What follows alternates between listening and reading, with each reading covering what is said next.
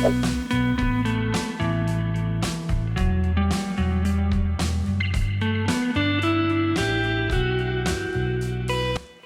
Friends, welcome to Y2K சமையல்.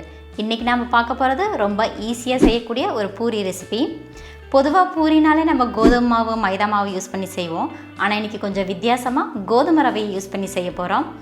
இந்த பூரி செய்கிறதுக்கு அதிகபட்சம் 20 நிமிஷம் இருந்தாலே போதும். வெறும் தேங்காய் சட்னி இருந்தாலே போதும், 10 பூரினாலும் அசால்ட்டாக சாப்பிட்றலாம். இந்த பூரியை ஈவினிங் டீ டைம் ஸ்நாக்ஸுக்கு கூட எடுத்துக்கலாம், இல்லைனா டின்னர், பிரேக்ஃபாஸ்ட் இந்த மாதிரி எதுக்கு வேணாலும் நம்ம சாப்பிட்லாம். எண்ணெய் கொஞ்சம் கூட குடிக்காத உடம்புக்கு ரொம்ப ஹெல்தியான கோதுமை ரவையில் பூரி செய்கிறது எப்படின்னு பார்க்கலாம். அதுக்கு முன்னாடி நம்ம சேனலை இன்றைக்கி தான் நீங்கள் ஃபஸ்ட் டைம் பார்க்குறீங்கன்னா சேனலை சப்ஸ்கிரைப் பண்ணுங்கள், கூடவே பக்கத்தில் இருக்க பெல் ஐக்கனையும் கிளிக் பண்ணுங்கள். இப்போ வாங்க ரொம்பவும் சாஃப்டாக டேஸ்டியான பூரி செய்கிறது எப்படின்னு பார்க்கலாம்.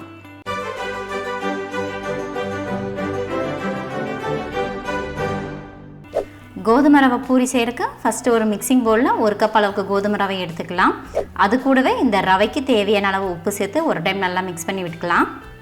நம்ம நார்மலாக உப்புமாக்கு யூஸ் பண்ணுற ரவை தான் நான் இன்றைக்கி யூஸ் பண்ணியிருக்கிறேன்.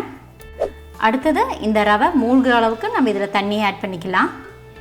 நம்ம ஆட் பண்ணுற தண்ணி அதிகமாக போயிடுச்சுன்னா ரவை நம்ம மிக்சியில் போட்டு அரைக்கும் போது அது நமக்கு தேவையான கன்சிஸ்டன்சியில் கிடைக்காது. ஸோ ஒரு டைமுக்கு 2 டைம் நீங்கள் அளவளவாக ஆட் பண்ணி நல்லா மிக்ஸ் பண்ணி விட்டுக்குங்க. இந்த ரவைக்கு மொத்தமாக நான் 1/2 கப் அளவுக்கு தண்ணி ஆட் பண்ணியிருக்கிறேன். ரவையையும் தண்ணியையும் ஒரு டைம் நல்லா ஈவனாக மிக்ஸ் பண்ணி விட்டுட்டு இதை ஒரு 15 to 20 நிமிஷம் போல் அப்படியே ஊற வச்சிடலாம். ரவை நல்லா பொடியாக இருக்கிறனால அது சீக்கிரமாகவே ஊறிடும். 15 நிமிஷம் ஆயிடுச்சு. நம்ம ஆட் பண்ண தண்ணியில் நல்லாவே அப்சர்வ் ஆகி கோதுமை ரவை நல்லாவே ஊறி வந்திருக்குது. இதுதான் கரெக்டான கன்சிஸ்டன்சி. இப்போ இந்த ரவையை எடுத்து நம்ம தனியாக வச்சிடலாம். அடுத்தது ஒரு மிக்ஸி ஜாரில் 10 சின்ன வெங்காயம்,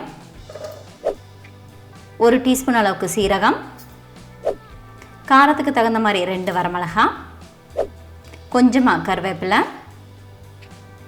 1 துண்டு இஞ்சி,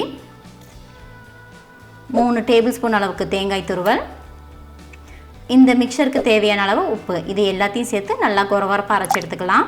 இந்த மிக்சரை நம்ம அரைக்கும் போது தண்ணி எதுவும் ஆட் பண்ண வேண்டாம், ஏன்னா வெங்காயத்தில் இருக்க தண்ணியே போதும். அடுத்தது நம்ம ஊற வச்சுருக்க கோதுமை ரவையை இதில் ஆட் பண்ணிக்கலாம். ரவையை நம்ம ஆட் பண்ணும்போது அதில் கொஞ்சம் கூட தண்ணி இல்லாத மாதிரி ஆட் பண்ணிவிட்டு அதையும் நல்லா கெட்டியான கன்சிஸ்டன்சியில் நம்ம அரைச்சி எடுத்துக்கணும். இப்போ நம்ம அந்த அரைச்ச மிக்சரை ஒரு மிக்சிங் பவுலுக்கு ட்ரான்ஸ்ஃபர் பண்ணிக்கலாம். கண்டிப்பாக கோதுமையை அரைக்கும் போது நீங்கள் தண்ணி ஆட் பண்ண வேண்டாம். இந்த மிக்சர் கூட 1/4 கப் அளவுக்கு அரிசி மாவை நம்ம ஆட் பண்ணிவிட்டு நல்லா மிக்ஸ் பண்ணி விட்டுக்கலாம். அரிசி மாவுக்கு பதிலாக நீங்கள் கோதுமை மாவு கூட யூஸ் பண்ணிக்கலாம். அந்த கோதுமையில் இருக்க தண்ணி பசியை அப்சர்வ் பண்ணுறதுக்காக தான் நம்ம இந்த மாவை யூஸ் பண்ணுறோம். நம்ம அரைச்ச கோதுமை ரவை மிக்சர் கொஞ்சம் கெட்டியாக இருந்தால் தான் நம்மளால் பூரியாக தட்ட முடியும். அதனால தான் நம்ம இந்த அரிசி மாவை ஆட் பண்ணியிருக்கிறோம்.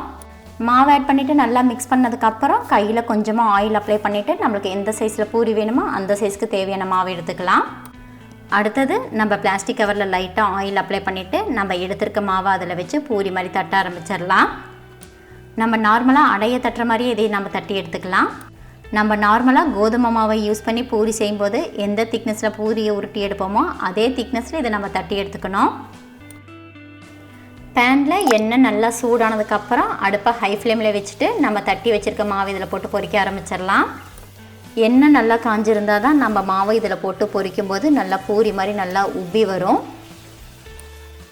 நம்ம மாவை தட்டி எண்ணெயில் போடும்போது மாவு ரொம்ப திக்காக இருந்தாவோ இல்லை ரொம்ப மெலிசாக இருந்தாவோ பூரி மாதிரி உப்பி வராது. பூரியை நம்ம ஃப்ரை பண்ணும்போது நல்லா திருப்பி போட்டு ஃப்ரை பண்ணோன்னா அதோட கலர் நல்லா கோல்டன் ப்ரௌன் ஆகும். அது வரைக்கும் நம்ம இதை ஃப்ரை பண்ணிகிட்டே இருக்கணும். அதிகபட்சம் 2 நிமிஷம் ஃப்ரை பண்ணாலே போதும், பூரியோட கலர் நல்லாவே சேஞ்ச் ஆகிடும்.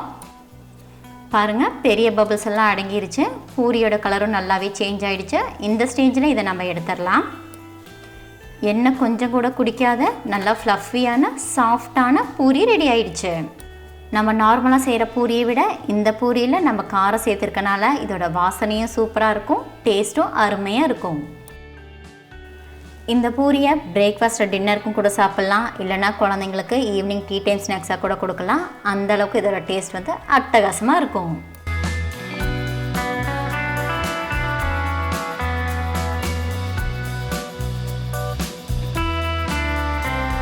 அவ்வளோதாங்க. உடம்புக்கு ரொம்ப ஹெல்த்தியான கோதுமை ரவையை யூஸ் பண்ணி இந்த பூரியை நம்ம ரொம்ப சுலபமாக செஞ்சுட்டோம். இந்த ரெசிபி உங்களுக்கு பிடிச்சிருந்துச்சுன்னா லைக் பண்ணுங்கள், உங்கள் ஃப்ரெண்ட்ஸ் அண்ட் ஃபேமிலிக்கு ஷேர் பண்ணுங்கள். எப்போவுமே கோதுமை மாவை யூஸ் பண்ணி செய்கிற பூரியை விட கோதுமை ரவை யூஸ் பண்ணி செய்கிற இந்த பூரி ரெசிபியை நீங்களும் ட்ரை பண்ணி பார்த்துட்டு எப்படி இருந்துச்சுன்னு எனக்கு கமெண்ட் பண்ணுங்கள். மறுபடியும் இன்னொரு ரெசிபியில் பார்க்கலாம். அது வரைக்கும் பாய்.